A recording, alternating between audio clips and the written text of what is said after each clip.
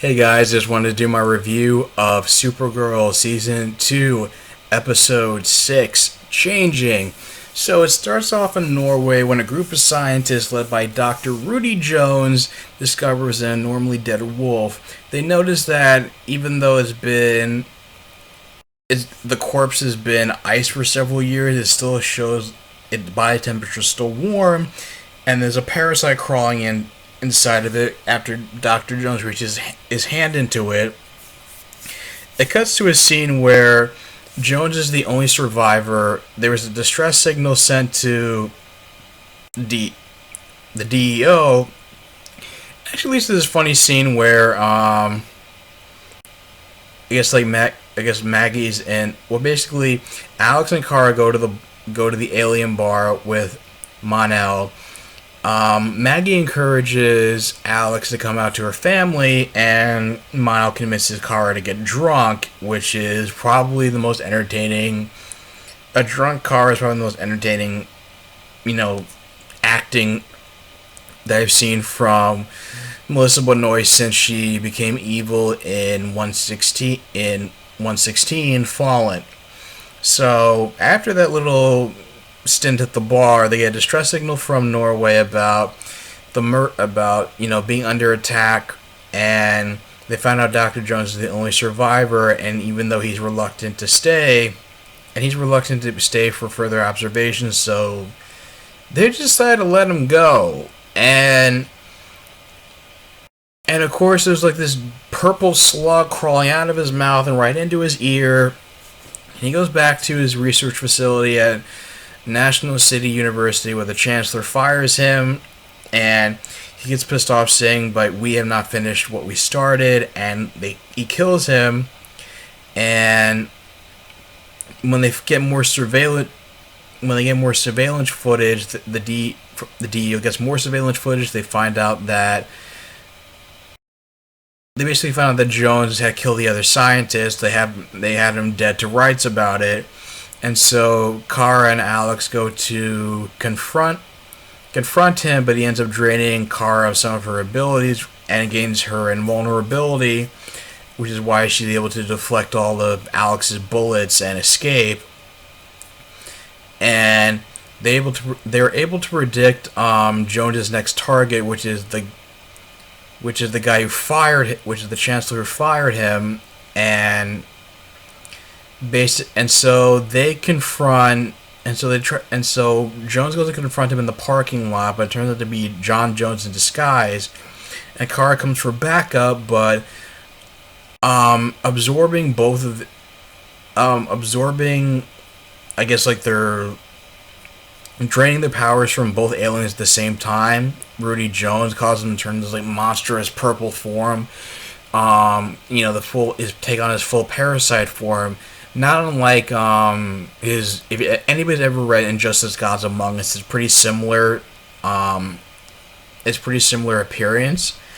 And so they're both Supergirl and Martian Manhunter are incapacitated, and Alex convinces Megan, who we found out was the White Martian from the last episode, to donate her blood in order to save John's, and reluctantly she decides to do so.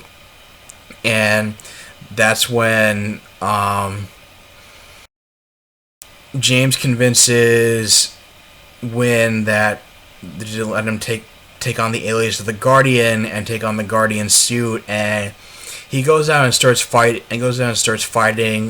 Parasite when he starts attacking. And we have Mono, who's also on the scene, tries to catch a car in a manner that's sort of similar to the pose in the first Action Comics, or the Action Comics where Superman first debuted.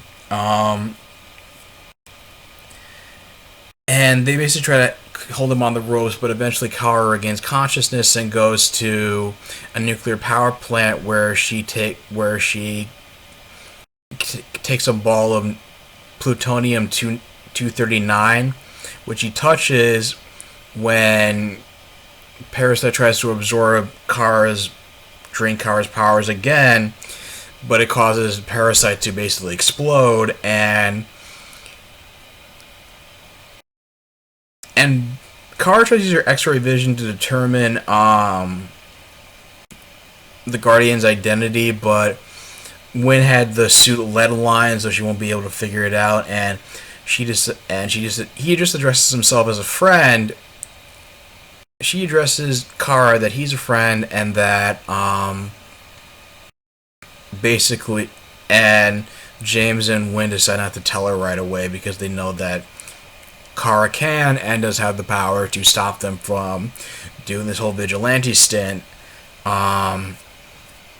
But another storyline is Alex does come out to Kara and she's very supportive, and Kara blames herself because of all the times that she was talking about her own secrets. She never created an environment where Alex can open up about her own secrets and feelings and be herself, including one in which she reveals how she was friends with somebody in high school who she remembers she had feelings for back then, and even though it led to them having a fight over something petty and a falling out, she buried that memory up until recently. And this is probably, and Alex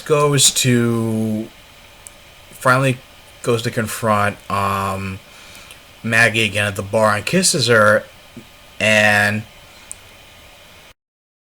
Maggie just lets her down gently, saying that, you're fresh off the boat. You should go try to explore. You should go try to explore yourself and find your own identity, and just not just.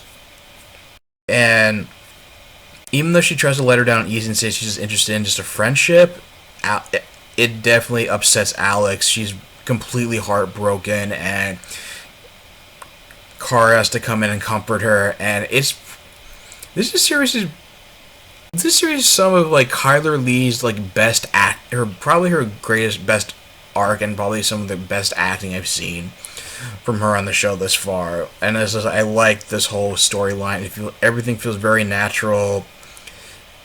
I mean, at first I was just kind of judgmental about it because it's I was kind of oversaturated with the whole will they or won't they that they've been doing on every TV show for the last 20 years or so, but this feels feels very natural. I'm totally behind it. It feels very organic, and I'm sure this is not the end of the Alex Maggie ship. They're probably it's probably gonna become serious further down the line, by the end of the season or whatnot. But I mean, they both. I mean, I can't really. I mean, I understand Alex naturally being upset about getting rejected, but I kind of understand Maggie's point of view as well. And I think part of it is also she's trying to keep herself protected from further heartbreak because of the fact that it's I've been in a relationship with lesbians who've been quote unquote fresh off the boat, and those never end well. So either she's been that person, or she's been that person where she's gotten dumped, or she's had to or she's dated people who have been quote unquote fresh off the boat and had the falling out. Time will tell. And of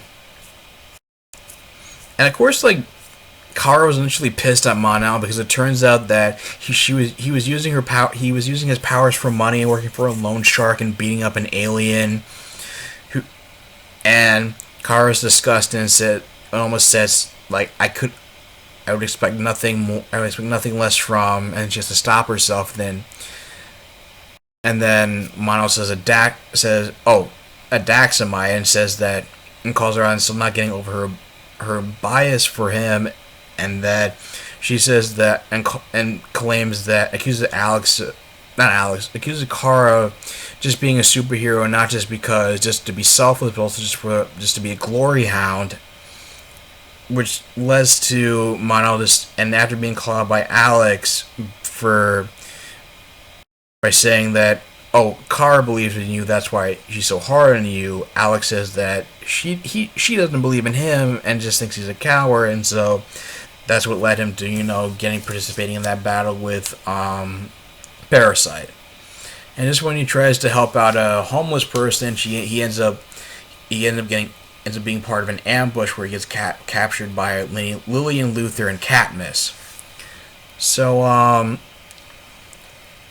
Yeah, I mean, I like, like you said, I like Monel. I like he becomes like a likable jerk. There's something very charming about the actor and his character, and it seems like it's pretty clearly he's going to be a love interest for Kara, but they're not like forcing it. They're just letting it play out naturally, which I appreciate. Letting the whole Alex and Maggie thing play out naturally. I know a lot of people had criticisms about Kara and James feeling like it was very forced last season, and it seems like the writers are learning from their mistakes from all that. So, what do you guys think of the episode? Leave your thoughts in the comments down below. If you like this video, like, share, and subscribe, and I will talk to you guys soon. Take care.